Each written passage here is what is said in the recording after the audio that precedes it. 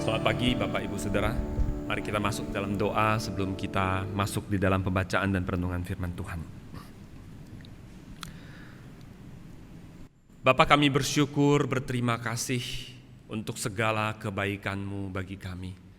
Terlalu besar perbuatan-Mu bagi kami dan kami takjub akan segala keajaiban perbuatan-Mu. Terlalu besar Engkau Tuhan dan terlalu tinggi untuk kami mengerti siapakah Engkau Allah kami. Bapa, di sisi yang lain kami melihat kami begitu kecil ketika kami datang kepadamu. Pagi hari ini pun ketika kami datang dan kami akan membaca dan merenungkan firman-Mu, kami menyadari betul betapa kami kecil dan kami tidak mampu untuk bisa memahami Engkau. Maka sekali lagi kami memohon supaya Tuhan, Engkau sendirilah yang berbelas kasihan dan Engkau sendirilah yang memberikan roh-Mu dalam kami supaya kami boleh membaca dan mengerti dan kami kemudian bahkan boleh melakukan firman Tuhan yang kami dengar dan kami renungkan bersama. Berdoa menyerahkan hamba-Mu dalam segala kelemahannya dan juga setiap kami dalam keterbatasan kami ya Tuhan, supaya kami sungguh boleh mengerti dan boleh diubahkan oleh firman Tuhan. Terima kasih Bapa, kami serahkan waktu ini ke dalam tangan-Mu, berkatilah waktu ini. Hanya dalam nama Tuhan Yesus Kristus kami naikkan doa ini. Amin. Selamat pagi Bapak Ibu. Terima kasih kepada Musa Bagio, segenap hamba Tuhan yang boleh memberikan kesempatan pelayanan hari ini, mempercayakan kesempatan pelayanan hari ini kepada saya. Bapak Ibu, pagi hari ini kita akan membicarakan satu bagian firman Tuhan yang terambil dari Mazmur pasalnya yang ke-22. Ya, Mazmur nomornya yang ke-22. Kita akan membacakan Mazmur ini. Sebenarnya saya sangat ingin supaya kita bisa bacakan seluruhnya. Tapi saya rasa waktu kita terbatas dan saya hanya akan mengajak kita untuk membacakan bagian akhir, yaitu 23 sampai dengan 32-nya saja. Mazmur nomornya yang ke-22, ayat 23 sampai dengan 32.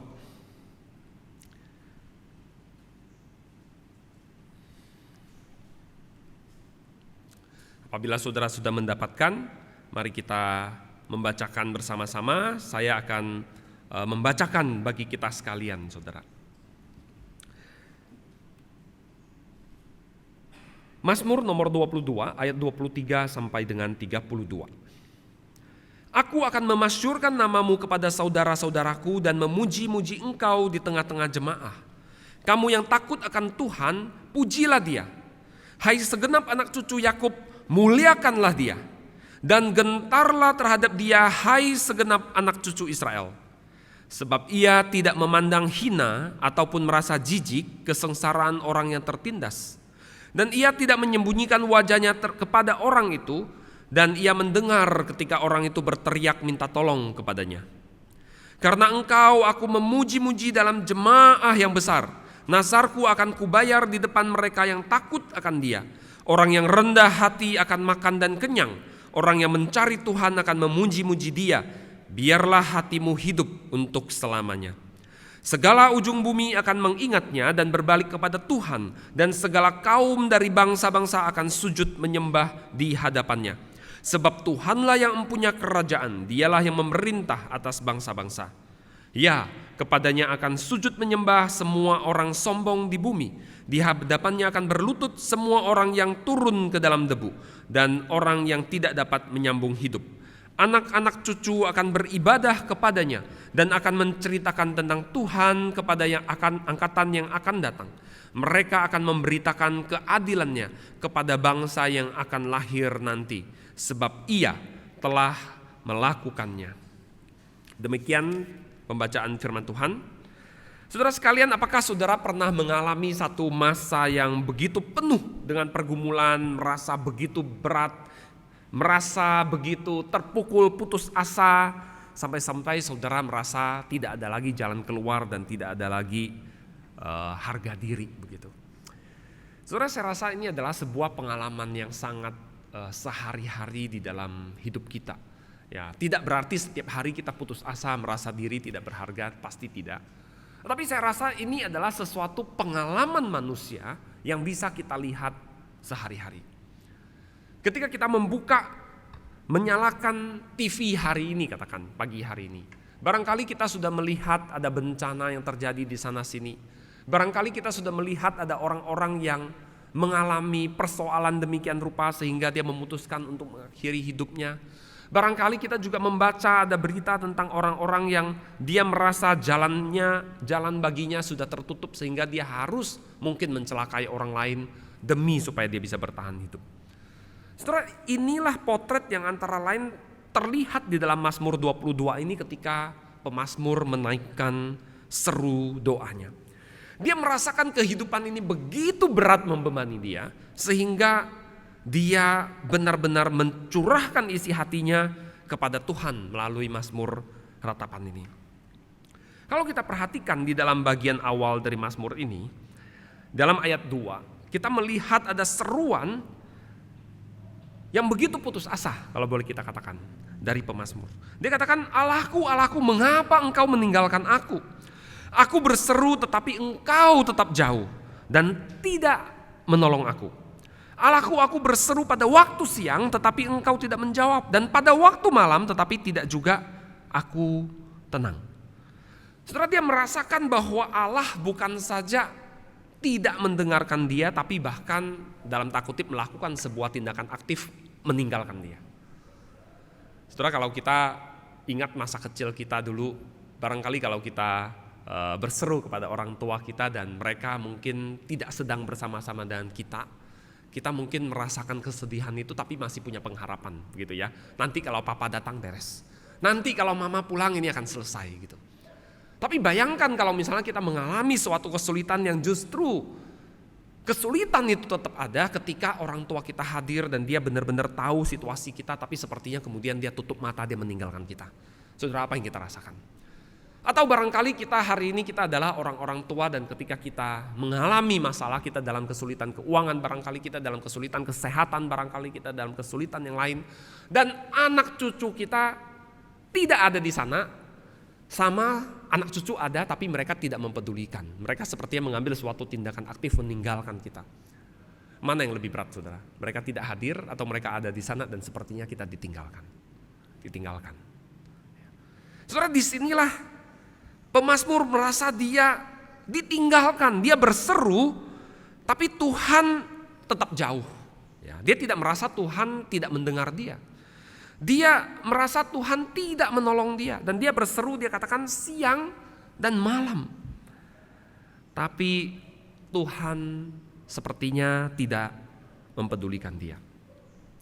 Lebih pedih lagi adalah kemudian di dalam ayat 4 dan seterusnya sampai dengan ayat 6 dia kemudian melihat bahwa sebenarnya Tuhan adalah Tuhan yang berkuasa untuk menolong dia.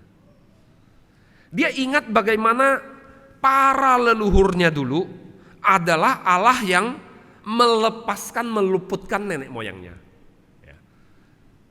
Ini adalah Allah yang terbukti.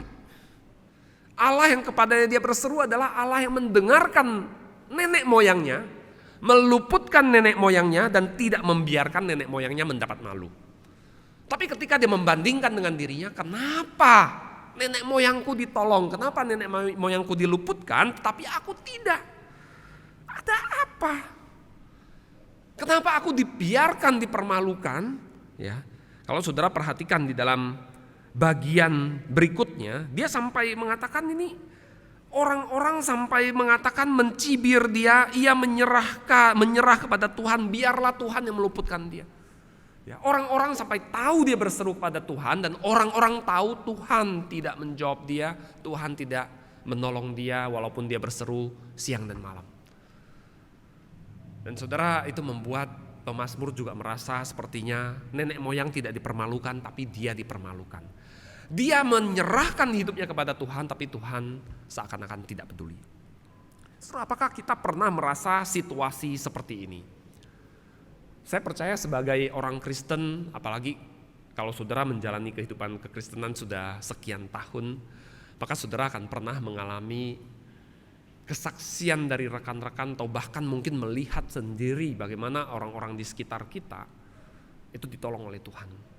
Di dalam situasi bisnis yang mungkin begitu sulit, Tapi kemudian ternyata Tuhan bukakan jalan keluar yang tidak disangka-sangka. Kita takjub dengan kebesaran Tuhan. Dalam situasi sakit penyakit yang barangkali sepertinya sudah begitu putus harapan, ya kemudian kita melihat bagaimana Tuhan melepaskan. Tapi saudara, kadang-kadang ketika itu kemudian terjadi atas kita, kita sepertinya orang lain dia luputkan, orang lain dia tolong, orang lain tidak dipermalukan. Tapi kalau aku, kenapa kok bisa seperti ini? Kenapa Tuhan tidak menjawab seruanku siang dan malam? Setelah sampai di bagian ini, saya yakin kita tidak akan mengatakan si pemazmur ini sedang lebay, begitu ya. Kalau ada anak-anak muda sekarang bilang gelai, ya. Pemazmur ini pasti tidak gelai begitu ketika dia mengatakan kalimat seperti ini, dia merasa dia tidak dipedulikan, dia ditinggalkan. Karena ini pengalaman yang juga kita bisa alami begitu. Tapi kita ingin tahu sebenarnya si pemazmur ini mengalami pergumulan seperti apa sih? Ya. Dan kalau kita juga bisa mengalaminya, kira-kira dengan cara apakah kita bisa mengalaminya begitu? Saudara, kita melihat di dalam bagian ini maka sebenarnya pergumulan pemazmur itu sangat kompleks dan berasal dari berbagai sumber. Ya, dan saya rasa ini juga menjadi sama dengan pengalaman kita bahwa pergumulan kita itu bisa datang dari berbagai sumber. Yang pertama, kalau kita perhatikan di dalam ayat 7 sampai dengan 12. Menyusul seruannya kepada Tuhan, dia merasa tidak didengarkan, dia merasa nenek moyangnya didengarkan tetapi dirinya tidak. Pemazmur kemudian sempat jatuh ke dalam satu keadaan, dia merasa dirinya itu sepertinya tidak berharga. Apakah aku ini tidak layak, apakah aku ini tidak berharga untuk didengarkan begitu.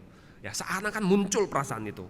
Mengapa kita bisa mengatakan begitu? Karena dia mengatakan, tetapi aku ini ulat dan bukan orang. Kalau nenek moyangku didengarkan karena mereka orang, mereka adalah umat kepunyaan Allah, mereka pilihan Allah. Kalau aku ini ulat. Ya. Saudara, ini sangat mirip dengan kondisi kita ketika kita jatuh dalam situasi tertentu dan kita melihat orang-orang tidak mempedulikan, orang tua tidak peduli, anak cucu mungkin membiarkan, kita kadang-kadang bisa jatuh ke dalam situasi rendah diri yang bahkan kemudian merasa aku ini memang tidak berharga. Ya, sebagai orang tua aku gagal, sebagai anak aku gagal membahagiakan orang tua, sebagai anak aku gagal untuk membanggakan orang tua. Ya, di gereja aku bukan siapa-siapa, aku ini ulat. Ya, aku ini sama sekali tidak berharga. Aku tidak hadir di tengah dunia ini pun tidak ada artinya. Aku tidak hadir di tengah-tengah dunia ini pun tidak ada orang yang akan kehilangan aku. Maka tidak heran sebagian orang merasa lebih baik dia mengakhiri hidupnya saja misalnya. Karena dia merasa aku ini ulat, gak ada harganya. Ada aku, bahkan mungkin orang-orang itu akan merasa jijik, orang-orang mungkin akan merasa terhina bahkan berada dekat dengan aku. Saudara, memang sumber masalah kita itu bisa datang dari diri, di dalam diri kita ini. Karena jangan lupa bahwa kita adalah manusia berdosa yang perspektif kita tentang diri kita, persepsi kita tentang diri kita, itu bisa sangat keliru. Padahal firman Tuhan mengatakan kita ini adalah gambar rupa Allah. Ya, diciptakan dalam gambar rupa Allah, kita ini berharga di mata Allah. Tapi terkadang kita bisa merasakan seperti itu. Aku ini sudah demikian gagal dan sebagainya. Pemazmur bahkan kemudian merasa dirinya itu begitu depres. Ya, saya rasa ini juga sebuah pengalaman yang seringkali kita alami. Kita menjadi begitu cemas, kita kemudian menjadi begitu depresi. Sampai-sampai ke tahap barangkali kita tidak ingin melakukan apa-apa lagi. Beberapa bulan lalu saya membaca berita tentang orang-orang yang hanya benar-benar tidur di rumah saja. Tidur di rumah. Ya, gak ngapa-ngapain. Benar-benar dia hanya menyerahkan hidupnya kepada orang sekitarnya, tidak mau tahu apa-apa, dia tidur saja. Dia tidur saja. Sampai bukan sehari, 2 hari, 3 hari, bukan sampai mingguan, bukan bulanan, bukan setahun, tapi tahun-tahunan, saudara, bertahun-tahun. Ada yang bahkan sampai kemudian dia tinggal dengan orang tuanya lah yang harus menghidupi dia hanya tidur saja, tidur, makan, tidur lagi, makan, tidur lagi, tidak keluar rumah sama sekali. Sampai kemudian ketika orang tuanya meninggal, dia terpaksa harus keluar, dan kalau terpaksa harus keluar pun dia hanya keluar seperlunya saja. Dan sebagian dari mereka dalam kondisi ekonomi yang jelas, karena harus pakai tabungan, bahkan yang keluarga kaya, bekas keluarga kaya pun kemudian jadi miskin karena hidup seperti itu. Saudara, dalam bagian ini pemazmur juga mencurahkan bagaimana dia begitu depres, bagaimana dia begitu hancur. Di dalam ayat 15 sampai 16 dia katakan, aku merasa itu bagaikan air aku tercurah. Segala tulangku lepas. Ya, saudara pernah mengalami sakit yang ketika ke dokter kemudian dokter bilang, ini sakitnya apa ya, gak ketemu. Ya, di USG perut gak masalah. Ya, di MRI, ya seluruh tubuh diperiksa, saraf-saraf nggak ada masalah pak. Ya tulangku ini nyeri semua, ya di scan nggak ada masalah. Disedot darah, diperiksa di lab nggak ada masalah. Saudara, kadang-kadang memang ada yang kedokteran sebut sebagai psikosomatis. Ya. Jadi apa yang ada di psyche kita, di jiwa kita itu kemudian mempengaruhi soma. Ya, mempengaruhi tubuh diri kita. Ya. Pemazmur merasa dia seperti air tercurah, dia katakan. Ya, saya membayangkan tentu saja kedokteran zaman itu belum secanggih itu dan barangkali pemazmur tidak bermaksud seperti itu. Tapi tubuh kita ini kan air ya, 70% dan otak itu 90% air begitu. Dia merasa sepertinya dia sudah terkuras kering gitu. Seperti air itu sudah tercurah, tulang-tulangnya sudah begitu lepas dari sendinya. Saudara pernah gak sih mengalami lepas sendi? Saya pernah saudara dirahang. Gara-gara main basket, lalu ada satu teman saya badannya itu memang tinggi gede begitu, tinggi gede. Ya mungkin dia 1,9 meter begitu. Ya, saya 1,7-an, ya dia 1,9 begitu. Kami sama-sama loncat rebutan bola. Harusnya kan saya udah gak usah loncat aja sekalian gitu kan. Tapi kami sama-sama loncat nangkep bola. Begitu ambil bola dia yang dapat dong, wajar begitu kan. Tinggi badan ditambah tangannya, dia dapat bola itu lalu ketika tangannya turun tanpa sengaja menyikut rahang saya. Ya, dan rahang saya tuh geser saudara, benar-benar geser. Ya. Rasanya gimana? Sampai hari ini pun rahang saya kalau saya gerakin, kalau saudara dengar dari dekat itu bunyi cetak cetak cetak cetak gitu. Ya. Saudara, seluruh tulangku lepas dia katakan. Hatiku menjadi seperti lilin hancur luluh di dalam hatiku. Ya, saudara pernah merasakan hati ini sudah sepertinya begitu hancur karena ada satu peristiwa. Saudara, saya rasa ini adalah hal yang sangat bisa terjadi dalam diri kita. Ya. Tapi pemazmur kemudian juga menunjukkan bahwa selain di dalam dirinya, ini juga dia mengalami kesulitan pada saat yang sama sudah jatuh di timpa tangga. Begitu, sudah jatuh di timpa tangga, di dalam dirinya dia sudah begitu bergumul, dia merasa tidak lagi berharga, tapi dia juga melihat di luar, dari luar. Orang-orang lain itu kemudian berusaha untuk melukai dan orang-orang lain itu berusaha mencelakakan dia. Dia menggunakan 4 gambaran orang-orang yang mencoba mencelakakan dia. Saudara bisa lihat itu dalam ayat 13, 14 dan 17, 19. Di dalam ayat 13, 14 dia menggunakan gambaran lembu-lembu jantan. Ya. Lembu-lembu jantan, bahkan kemudian dia mengatakan banteng basan dan singa. Saudara, kalau saudara senang nonton, saya nggak tahu apakah ada yang senang nonton zaman dulu, zaman masih TVRI begitu, ada flora dan fauna. Ya, saya nggak pernah lepaskan acara itu dulu sekali. Ya, jadi masih zaman SD, SMP begitu. Flora dan fauna itu selalu saya tonton, kagum begitu dengan binatang-binatang ini. Dan hari-hari ini dengan kemajuan teknologi kita makin lebih lagi bisa mengagumi kehebatan hewan-hewan ini. Ya, kita lihat acara-acara National Geographic, Discovery Channel, Animal Planet, maka kita lihat banteng itu, ya saudara, itu sebenarnya kekuatannya itu luar biasa. Ya, kekuatannya luar biasa. Dan ketika banteng-banteng itu diburu oleh singa misalnya, menariknya adalah banteng-banteng itu mereka punya insting perlindungan diri yang hebat. Biasanya anak-anak itu akan segera lari ke dalam, lalu induk-induknya berkeliling, lalu di luarnya itu adalah banteng-banteng jantan. Ya, walaupun kadang-kadang kemudian mereka kalah gertak dengan singa misalnya, kemudian mereka jadi kocar-kacir, jadi deh ada yang dimangsa.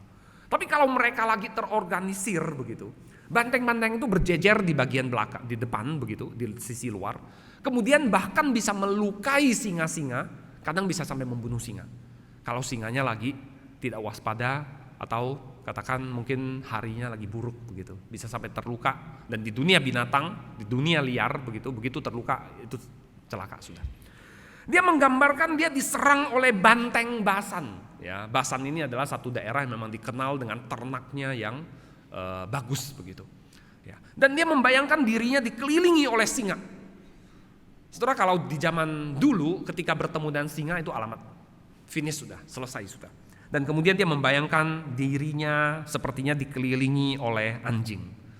Saudara, hari-hari ini mungkin bagi kita anjing itu adalah binatang yang bersahabat gitu ya, man's best friend. Ya, tapi tidak dengan orang Yahudi. Orang Yahudi melihat anjing itu adalah binatang yang najis. Ya, sama seperti saudara kita orang Muslim. Ya, anjing itu adalah binatang yang najis. Dijilat anjing saja, kalau saudara baca kisah misalnya tentang Abraham dan orang miskin,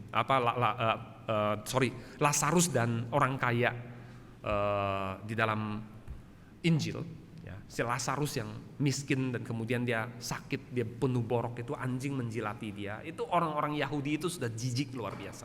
Ya, dia digigit, dijilat oleh anjing begitu. Itu najis luar biasa. Tapi ini adalah anjing-anjing yang siap untuk memangsa dia, mengerumuni dia, ya. Dan dia juga mengumpamakan musuh-musuhnya itu seperti penjahat, ya, yang akan gerombolan penjahat yang mengepung dia, menusuk tangan dan kakinya, ya, sampai kemudian tulang-tulangnya dapat dihitung dan dia jadi tontonan orang-orang. Saudara, memang inilah realita kesulitan yang bisa kita hadapi. Bahkan kemudian selain dari orang-orang, kita juga bisa melihat bahwa dunia yang rusak oleh manusia ini juga kemudian bisa mendatangkan berbagai kesulitan bencana bagi kita. Banjir, ya, bisa karena dampak kerakusan manusia, keserakahan manusia, kebakaran, terorisme, ya, badai topan bahkan, ya, karena ketika cuaca ini kemudian menjadi tidak bersahabat, alam ini berusaha untuk menetral diri dengan cara badai itu, begitu. Atau misalnya seperti pandemi ini. Saya membaca dari sebagian jurnal begitu, mereka mengatakan sebenarnya virus-virus dan bakteri-bakteri yang terus bertambah ini antara lain adalah karena pencairan es di kutub dan sebagainya. Jadi menurut para ahli ini banyak penyakit-penyakit yang tadinya itu tidak ada dan kemudian jadi ada. Itu karena bakteri-bakteri kuno dan sebagainya yang mungkin sebenarnya dulu sudah musnah yang terperangkap dalam es itu kemudian sekarang keluar lagi. Ya, dan kita kemudian menghadapinya, dan ini adalah virus bakteri yang kita tidak pernah kenal sebelumnya. Ya. Saudara, ketika kita melihat semua ini terjadi, ya, ironisnya adalah kadang-kadang kita kemudian mudah sekali menghakimi orang-orang yang merasa putus asa, yang merasa desperate di dalam pergumulan. Ya. Kita kadang-kadang menjadi orang Kristen yang dalam tanda kutip ingin menghibur, tapi penghiburan kita kemudian justru membuat orang makin susah. Ada orang yang mengatakan kalau kita datang kepada orang yang susah, orang yang berduka, udah temenin saja, duduk di sana diam, daripada kita ngomong nanti jadi ribet begitu. Contohnya adalah teman-teman Ayub, bukan?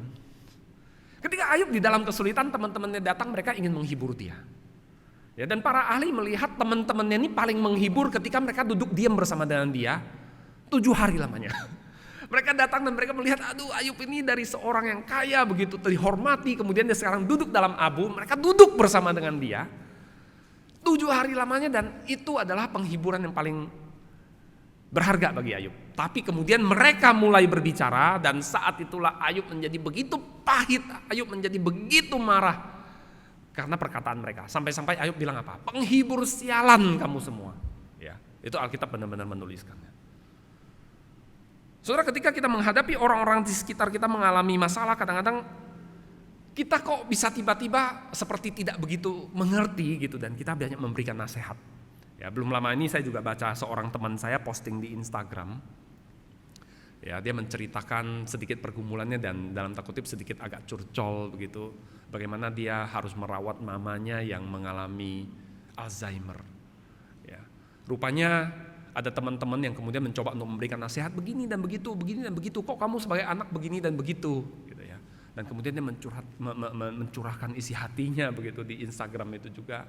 Selalu mengatakan, ini kami sudah merawat mama real nih bertahun-tahun seperti ini. Ya. Kalau kalian tidak mengerti, jangan banyak berkomentar deh, begitu. Ya, kira-kira seperti itu. Dia sampaikan dengan baik sih. Saudara, kadang-kadang kita menjadi begitu judgmental terhadap orang-orang ini. Atau kadang-kadang ketika kita mengalaminya, kita menjadi begitu arogan. Padahal Mazmur 22 dan banyak lagi Mazmur ratapan seperti ini sebenarnya memberikan kepada kita apa? It's okay untuk kita menampilkan kerapuhan kita bahwa kita sedang menghadapi berbagai pergumulan, kita datang kepada Tuhan, Curahkan isi hatimu kepada Tuhan. Dan walaupun kamu merasa bahwa kamu tidak didengarkan, sepertinya orang lain ditolong tapi aku tidak, sepertinya orang lain itu diperhatikan oleh Allah tetapi aku tidak, tapi percayalah bahwa Tuhan akan melepaskan. Maka saudara, di dalam ayat 20 sampai 22, pemazmur tidak saja kemudian mencurahkan unek-uneknya, aku tidak didengarkan, nenek moyangku didengarkan, aku tidak, aku ini ulat, aku ini dikepung oleh banteng, oleh singa, oleh anjing, dikerumuni oleh gerombolan penjahat. Dia tidak hanya berhenti di sana, dia kemudian menyatakan satu pernyataan iman, saudara. Di dalam ayat 20 sampai 22, ya, kalau kita perhatikan pemazmur katakan apa? Tetapi engkau Tuhan janganlah jauh, ya kekuatanku.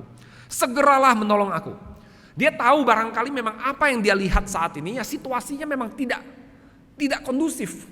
Sepertinya Allah memang tidak memperhatikan, tidak menolong, tidak datang untuk menolong dia, begitu. Ya. Sepertinya Allah meninggalkan dia. Tapi dia punya keyakinan bahwa sesungguhnya Allah akan melepaskan dia dari pedang dan nyawanya dari anjing, dan dia akan diselamatkan dari mulut singa dan dari tanduk banteng. Dan dia mengakhiri bagian itu 22b dengan kalimat, engkau telah menjawab aku. Situasinya belum berubah, saudara. Dia mungkin masih di dalam ancaman musuh-musuhnya. Di dalam hatinya dia masih merasa aku ini ulat begitu, dan masih belum hilang begitu perasaan itu. Kadang-kadang saudara, hati kita itu kan gampang sekali untuk galau dan kemudian kacau, ya, sangat mudah sekali.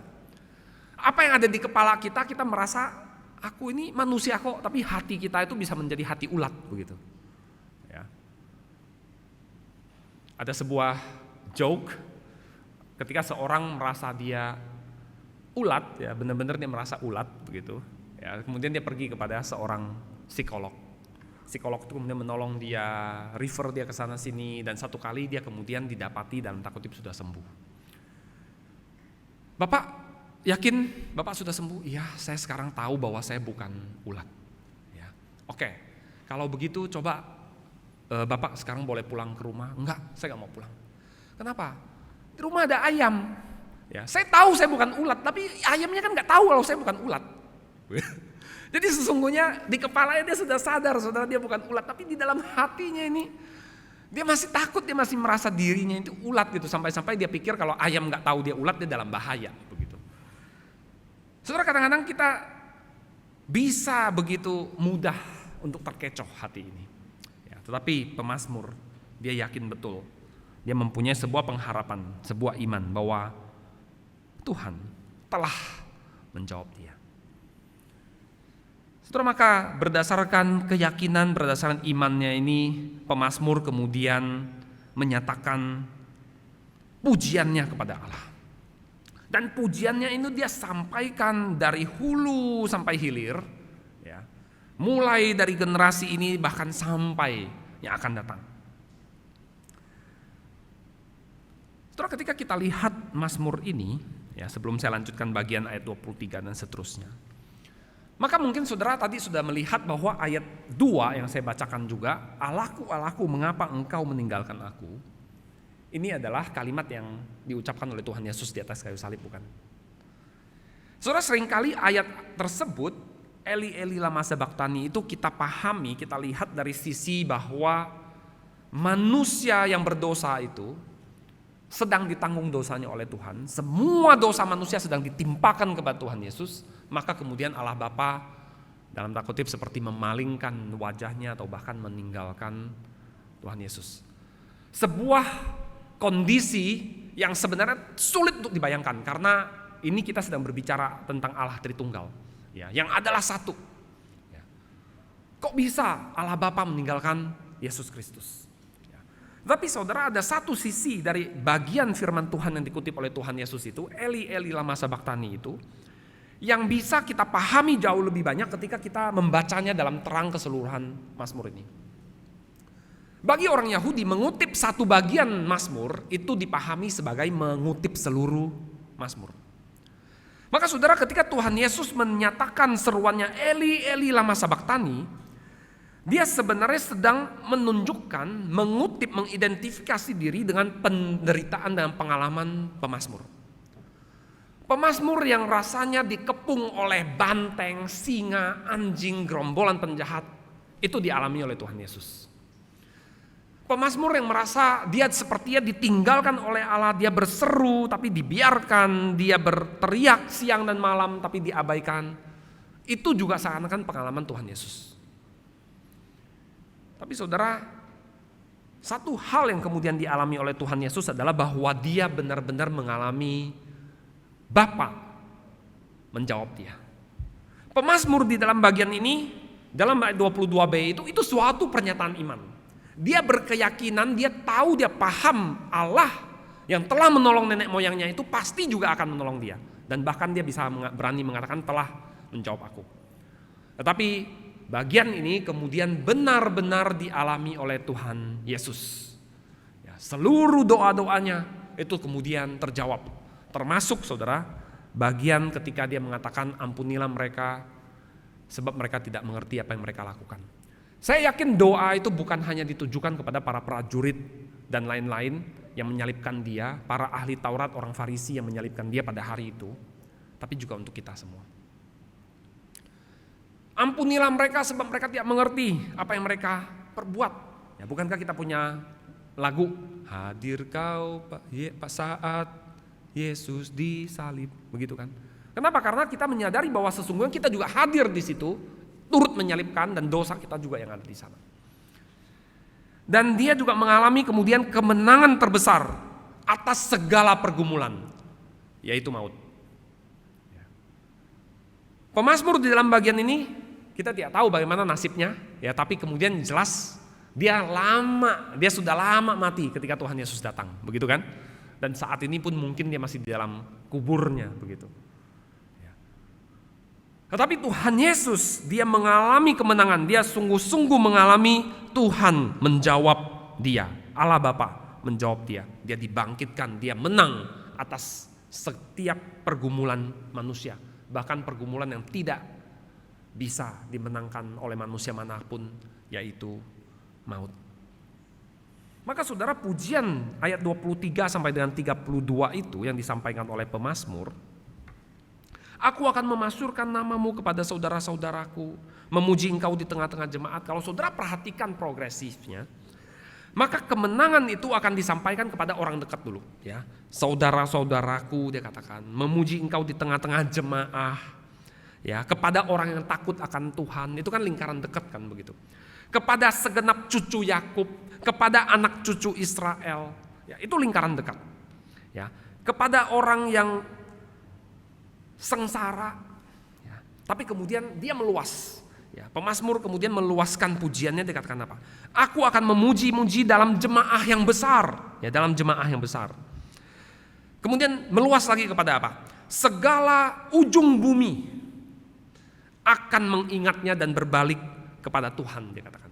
Segala kaum dari bangsa-bangsa akan sujud menyembah, ya, sebab Tuhanlah yang mempunyai kerajaan, dialah yang memerintah atas bangsa-bangsa.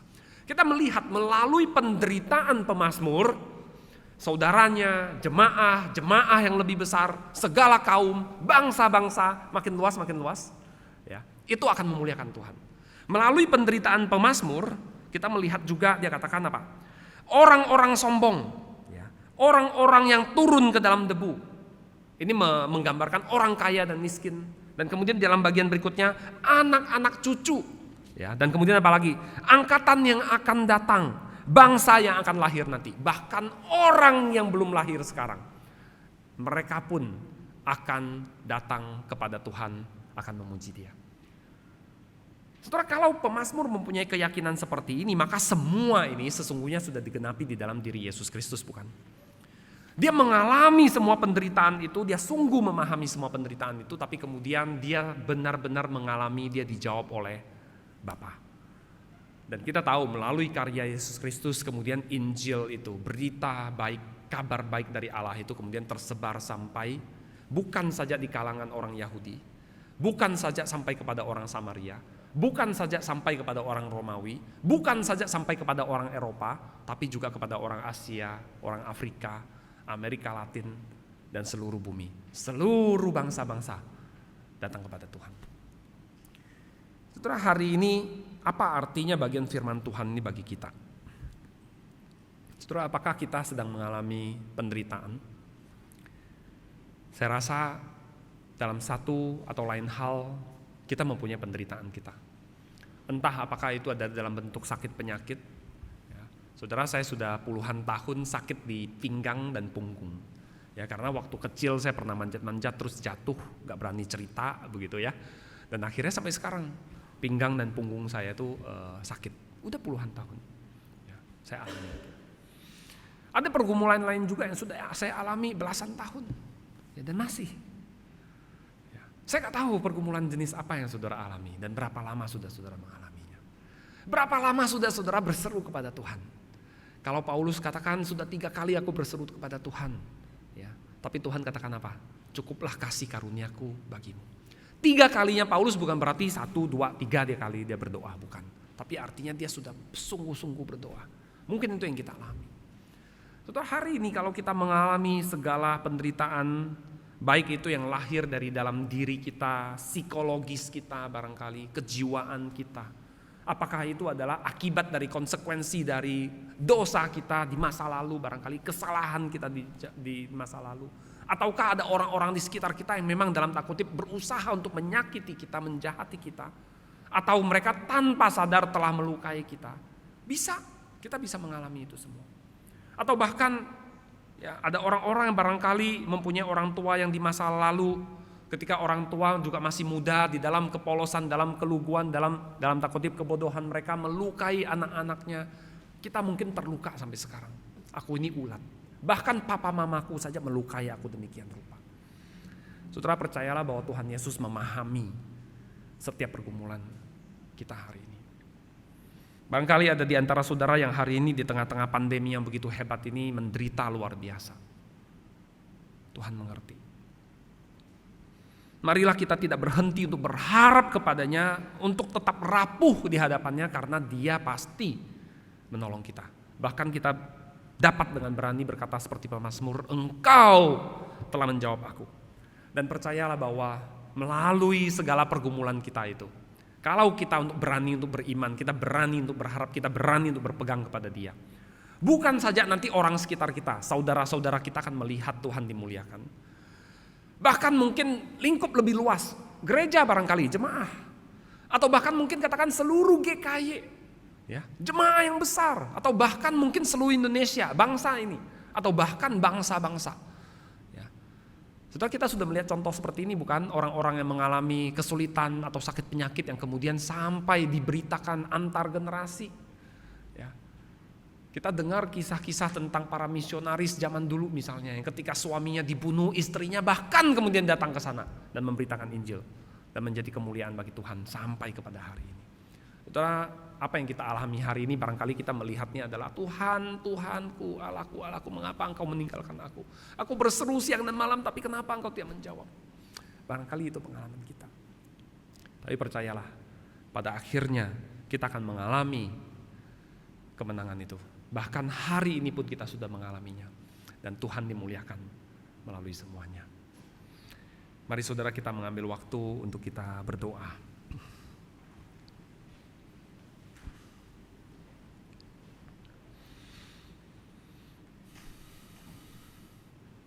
Saudara, pergumulan apakah yang saat ini kita alami? Kesulitan apakah yang saat ini kita alami? Allah mengerti. Yesus Kristus sungguh paham apa yang kita alami. Dia sendiri pernah sebagai manusia dan mengalaminya secara langsung. Tetapi tidak seperti pemazmur yang masih hanya sekedar beriman bahwa dia telah dilepaskan. Yesus Kristus telah mengalami semua itu dan Dia telah memberikan kemenangan itu juga bagi kita. Maka kita hari ini bisa menghadapi segala pergumulan penderitaan kita dengan keyakinan, dan kita tahu bahwa semuanya itu akan mendatangkan kemuliaan bagi nama Tuhan. Bapa dalam surga, kami bersyukur bahwa hidup kami adalah hidup yang tidak flat, tidak monoton, tetapi dipenuhi dengan berbagai dinamika. Termasuk di dalamnya adalah ketika Tuhan mengizinkan ada penderitaan, baik itu adalah yang muncul dalam diri kami ataupun dari luar. Kami yakin betul bahwa semuanya itu memang antara lain karena dampak dosa, karena pekerjaan si iblis bahkan. Tapi kami bersyukur bahwa Engkau mendatangkan kebaikan melalui semuanya itu untuk menumbuhkan kami semua. Kami bersyukur ya Bapa bahwa Engkau adalah Allah yang mengerti, dan karenanya ketika Engkau mendampingi kami, kami tahu bahwa kami tidak sendiri. Kami tahu bahwa kami pada akhirnya akan berkemenangan sama seperti Yesus Kristus, bahkan menang atas maut, musuh manusia yang tidak bisa dikalahkan oleh manusia manapun. Dan kami percaya bahwa iman kami, pengharapan kami itu tidak akan sia-sia, bahwa kami tidak akan pernah dipermalukan, dan pada akhirnya nama Tuhan akan dimuliakan. Mulai dari lingkaran yang kecil, di tengah-tengah keluarga kami, keluarga besar, lingkungan sekitar kami, kantor kami mungkin, gereja, atau bahkan sampai menjadi sesuatu yang dikenal, diketahui di tengah-tengah bangsa kami. Dan bahkan ini menjadi sesuatu yang antar generasi, diberitakan menjadi kemuliaan bagi nama Tuhan, bahkan kepada anak cucu kami yang bahkan masih belum lahir saat ini. Terima kasih Tuhan untuk pengalaman hidup, untuk dinamika hidup yang demikian indah ini. Kami bersyukur dan menyerahkan semuanya hanya dalam nama Tuhan Yesus Kristus. Amin.